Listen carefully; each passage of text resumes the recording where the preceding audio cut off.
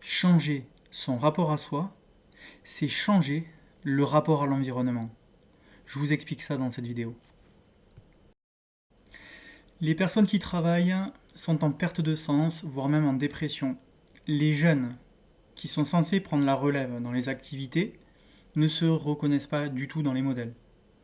Notre planète est surexploitée et nous sommes en train de vivre la 6e extinction, la vie s'effondre sur cette terre. Le gouvernement nous propose quoi? Une croissance durable. Enfin, jusqu'où on va aller. Donc dans le cadre de la société que j'ai créée et développe, mes éco-conseils, je propose des solutions aux entreprises et aux collectivités territoriales.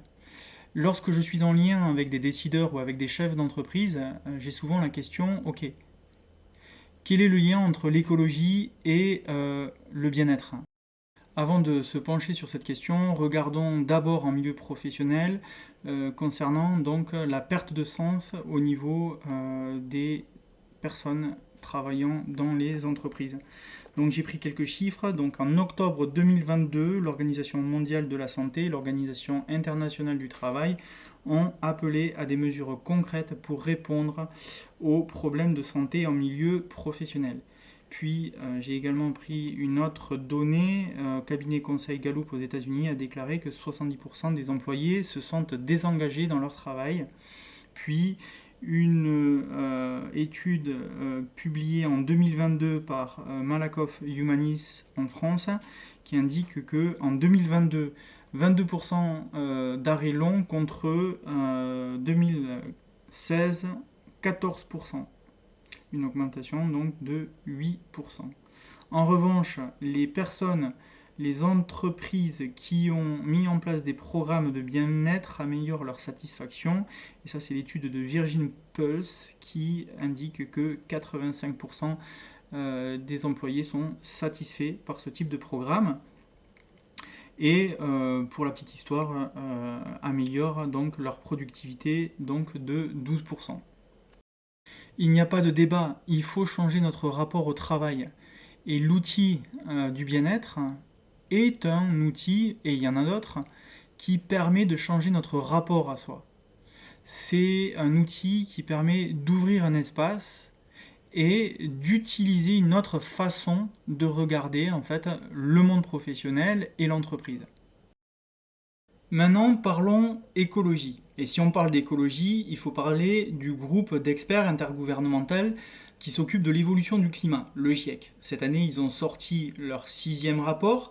Et dans ce 6e rapport, il y a 3 groupes. Un groupe qui s'intéresse au constat. Le constat, il est clair. Surexploitation de la planète. Les conséquences, ça c'est le 2e groupe. Au niveau des conséquences, c'est un effondrement de la vie. Et le 3e groupe, c'est l'atténuation. Et pour une atténuation, en fait, il faut une mobilisation globale, c'est-à-dire au niveau politique et au niveau civique.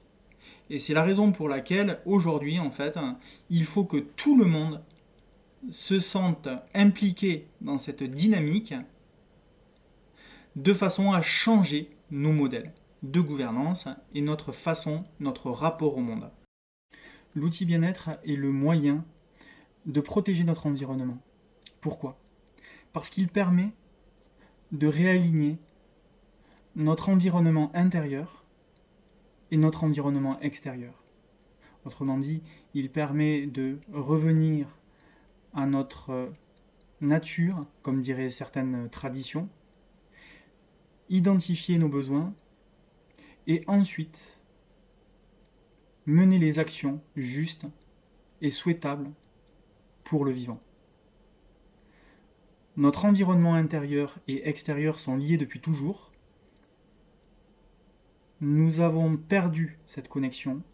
Il est important de se reconnecter à elle, car l'avenir du monde en dépend, et nous en faisons partie.